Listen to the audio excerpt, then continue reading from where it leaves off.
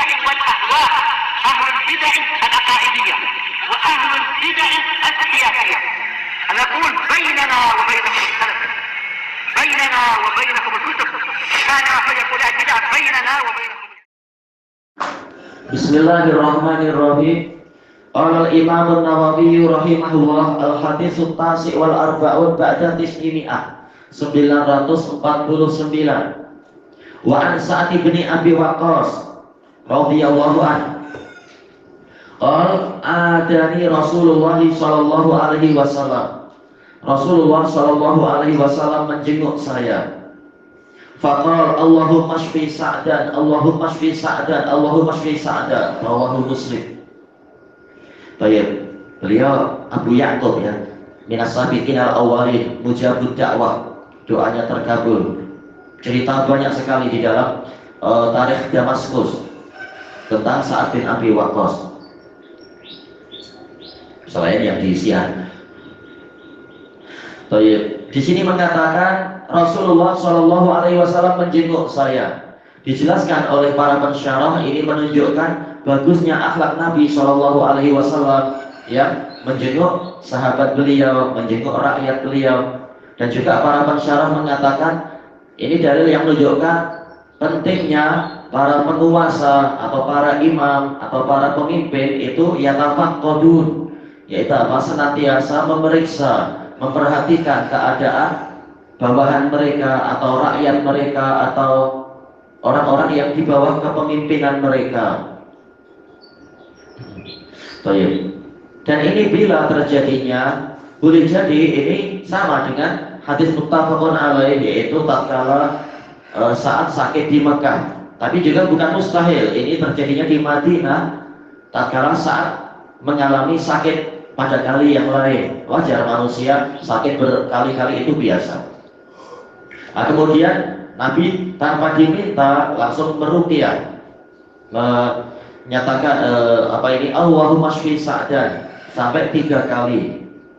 Dijelaskan oleh para pensyarah, ini menunjukkan pentingnya mengulang-ulang doa. 1 kali doa itu pahalanya besar, apalagi diulang-ulang. Dan Allah Ta'ala suka untuk para hamba itu mengulang-ulang doa, karena doa ini bagian dari ibadah. Semakin rajin ibadah, semakin disukai oleh Allah Ta'ala. Dan hadisnya hasan li khairi, inna Allah yaghdhabu idza lam yas'alhu abdur.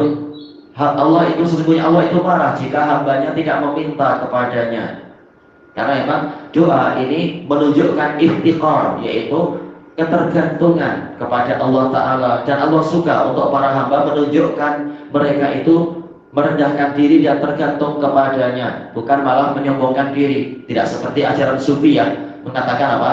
Kafa an su'ali ilmuhu bihali. Pengetahuan Allah tentang keadaan saya mencukupi saya dari meminta kepadanya. Ini kesombongan. Intinya saya tak perlu doa, Allah tahu keadaan saya. Betul, Allah tahu keadaan kita. Tapi Allah ingin kita membuktikan bakti kita, membuktikan rasa ketergantungan kita kepadanya. Sufi sombong pada Allah, tapi justru para pengikutnya disuruh untuk berdoa kepada mereka, berdoa kepada para syekh-syekh tarikat. Nanti syekh tarikat berdoanya kepada wali kutub dan yang lainnya. Ini kesyirikan dan kesombongan mereka. Na'udzubillah.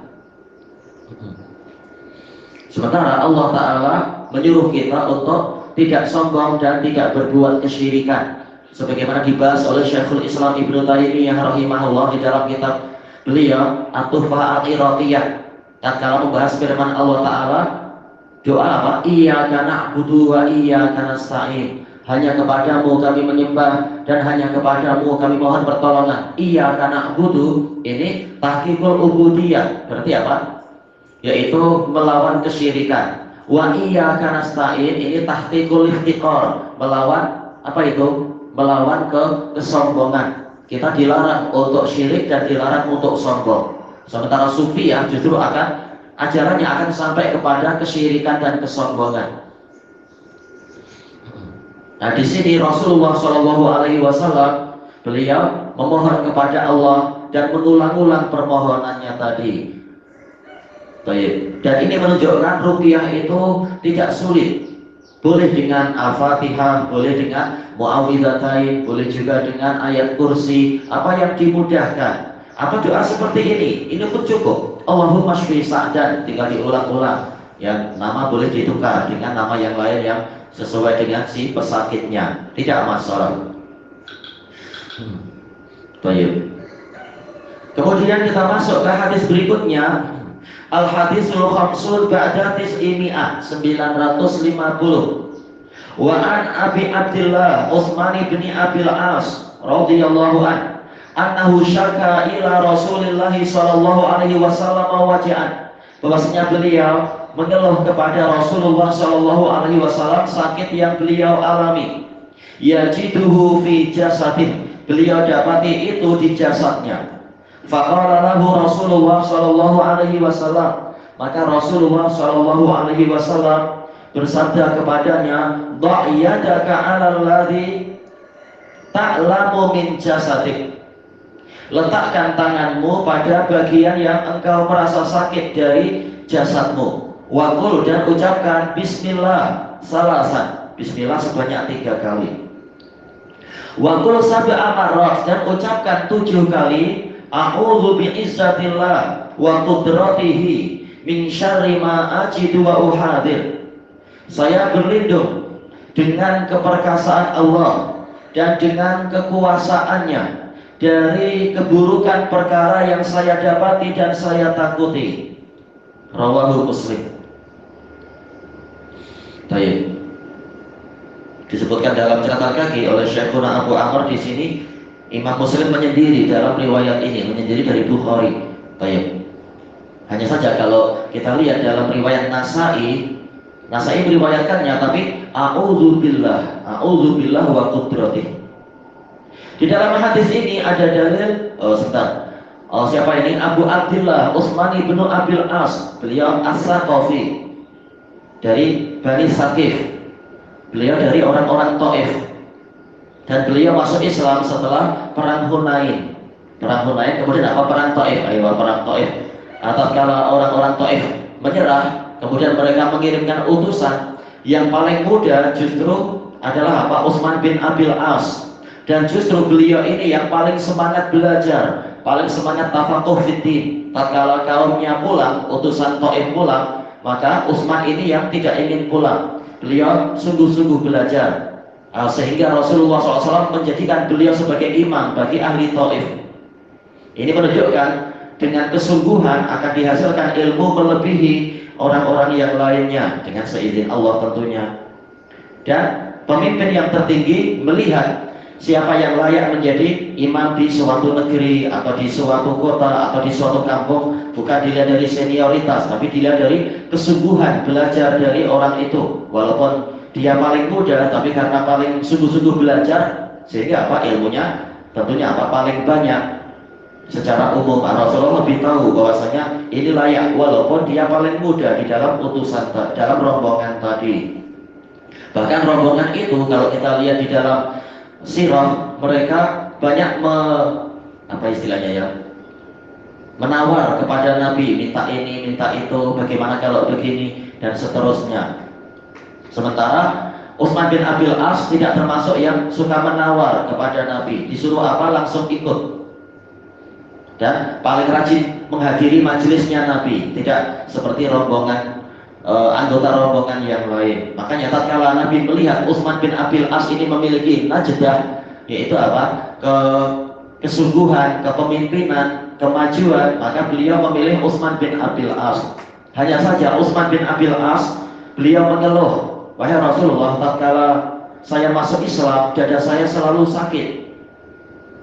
Kemudian Rasulullah mengatakan itu setan yang berusaha menyakiti. Biasa, banyak ikhwah waktu anak hidangan dulu, banyak ikhwah cerita setelah masuk Islam ada aja gangguan, baik gangguan di Yaman ataupun gangguan tatkala masih di British atau di Amerika. Ini biasa, setan tidak suka dengan orang-orang yang masuk Islam, makanya dia berusaha mengganggu. Bukan berarti kita mundur, tapi tinggal kita ruqyah saja. Insya Allah nanti setannya akan mati atau akan lari, penyakitnya akan terkalahkan. Nah, tatkala Utsman mengeluhkan gangguan setan tadi, maka Nabi menyuruh meruqyah begini. Dan juga Nabi sendiri meruqyah, bukan sekedar menyuruh, tapi juga meruqyah Utsman bin Abil As, akhirnya setannya pun lari. Baik, cuma masalahnya ini tadi cerita tentang biografi Utsman ibnu Abil As. Apakah hadis yang diriwayatkan sekarang ini terkait dengan sakit yang itu atau sakit yang lain? Tidak tahu. Orang boleh jadi sakit itu beberapa kali di bagian yang lain-lain, tidak masalah. Baik, annahu syaka ila Rasulillah sallallahu alaihi wasallam waja'an. Utsman ibnu Abil As As-Saqafi radhiyallahu an mengeluhkan sakit yang beliau alami kepada Rasulullah sallallahu alaihi wasallam. Terjadi khilaf di kalangan ulama, apakah boleh mengeluh pada selain Allah? Jelas masalah yang terbaik adalah tidak mengeluh kecuali pada Allah. Innama ashku bathi wa husni ilallah. Saya ini hanyalah mengeluhkan kesedihan dan duka cita saya kepada Allah. Itu yang terbaik. Tetapi untuk masalah mengambil sebab-sebab kesembuhan, sebab-sebab kelegaan dan kelapangan, maka terkadang seseorang itu memang perlu mengeluh kepada orang yang layak dikeluhi. Seperti apa? Pesakit mengeluh pada dokter, atau orang yang sedang bingung pekerjaan mengeluh kepada teman yang pakar, yang pandai dalam melihat potensi atau peluang-peluang kerja. Ini tidak masalah yang seperti itu. Atau seorang wanita atau laki-laki mengeluh kepada hakim tentang istrinya atau tentang suaminya, atau seorang pembantu mengeluh kepada hakim tentang tuannya. Ini semua boleh, tidak masalah. Ini bagian dari mengambil sebab. Yang terlarang adalah mengeluh kepada pihak yang tidak layak untuk dikeluhi, yang tidak ada solusi di tangannya, tidak ada nasihat apapun yang layak diharapkan dari orang itu. Ini yang terlarang.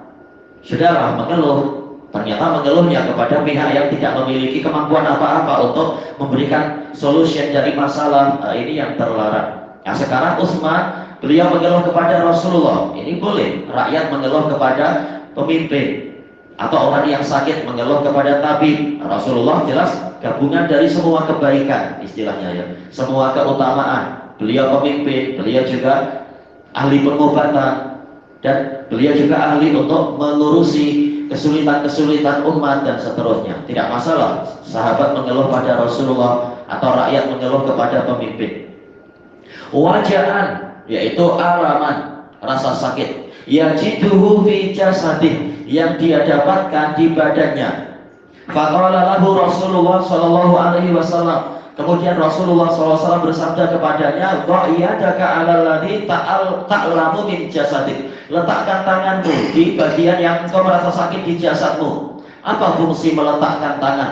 Terjadi khilaf di kalangan para pensyarah.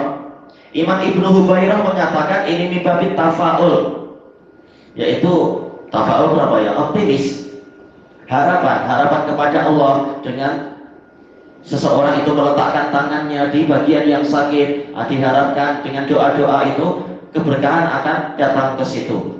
Yang lain mengatakan ini mimbabi tabaruk kalau pakai tangan kanan, bukan tangan kiri. Karena tangan kanan itu yamin, itu lahu yuman, ada keuntungan, ada keberkahan. Dan di hadis ini ada tibun nabawi dari sisi yang lain. Kalau yang sakit itu bagian kepala, yang dipegang kepala, sakit bagian dada ya, yang dipegang dada, yang sakit bagian kaki ya, yang dipegang kaki. Ini lebih jelas daripada yang sakit kaki tapi yang dipegang telinga. Ini terlalu jauh jaraknya dan munasabahnya, sisi munasabahnya. Walaupun bukan mustahil, keberkahan lewat tangan kita masuk ke telinga sampai ke kaki bukan mustahil, Allah Maha Kuasa. Tetapi yang Nabi contohkan langsung pegang bagian yang sakit. Itu yang terbaik. Kalau ada jalan yang dekat, kenapa cari jalan yang jauh?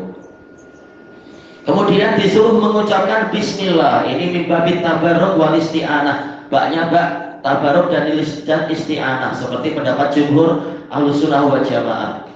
Ulama mengatakan jumhur karena ada sebagian dari Ahlus Sunnah yang pendapatnya agak aneh, tapi yang betul pendapat jumhur Ahlus Sunnah, baknya adalah tabarruk wal isti'anah, mencari berkah dan mencari pertolongan kepada Allah. Atas di sini litakid, untuk menguatkan permohonan, sampai diulang 3 kali, melaksanakan hadis Anas. Nabi kalau minta 3 kali. Waqul, dan ucapkan sab'a marrat 7 kali, menunjukkan disunahkannya at-tasbih, mengulang doa sampai 7 kali. A'udzu bi'izzatillah, saya berlindung dengan keperkasaan Allah wa qudratihi, dan kekuasaannya. Ini dalil bolehnya untuk apa? At-ta'awudz dengan sifat-sifat Allah. Min syarri ma ajid, dari keburukan sesuatu yang saya dapatkan, rasa sakit itu. Wa uhadir, dan yang saya khawatirkan. Intinya apa? Ta'awudz boleh dengan zat Allah atau dengan sifat-sifat Allah, dengan nama-nama Allah boleh, tidak masalah, karena itu semua bukan makhluk. Terjadi khilaf di kalangan para ulama, apakah yang lebih baik kita ridho dengan penyakit, ridho dengan bala bencana, ataukah kita berobat? Maka jumhur ulama mengatakan lebih baik adalah kita berobat, karena itulah yang dicontohkan oleh para nabi, para rasul, dan dicontohkan oleh para salaf. Bukan ridho dengan penyakit, tetapi apa? Yaitu memilih untuk berobat. Ini dinukilkan oleh Al-Imam As-San'ani di dalam kitab beliau At-Tahbir, dan beliau mengatakan sebenarnya tidak perlu dipertentangkan antara ridho dengan bala bencana dan apa? Usaha untuk mencari kesembuhan.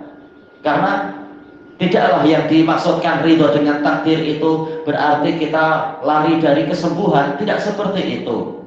Kita pasrah pada Allah, ditakdirkan sakit ya kita ridho, ditakdirkan sembuh ya kita ridho. Tetapi kita wajib mengikuti syariat untuk berusaha menjaga kesehatan badan kita atau mengembalikan kesehatan badan kita. Nabi sebagai pemimpin orang yang bertawakal dan orang yang ridho pun beliau mencontohkan untuk berobat dengan zikir, dengan ruqyah, ataupun dengan dengan berbekal dan seterusnya. Nabi mencontohkan kesungguhan usaha, bukan oh ini saya disihir oleh Zainab As-Saqafiyah atau Zainab yang lain, itu Zainab Al-Yahudiyah, adalah saya ridho dan saya tidak berbuat apa-apa. Nabi tidak berbuat itu. Bahkan apa? Nabi berusaha untuk menyembuhkan diri, yaitu apa? Mengobati diri sendiri agar Allah Ta'ala memberikan kesembuhan. Jadi ketawakalan kepada Allah dan keridhaan pada takdir itu tidak bertentangan dengan usaha untuk mencari kesembuhan, usaha untuk mengobati badan diri sendiri. Ilahuna wallahu a'lam.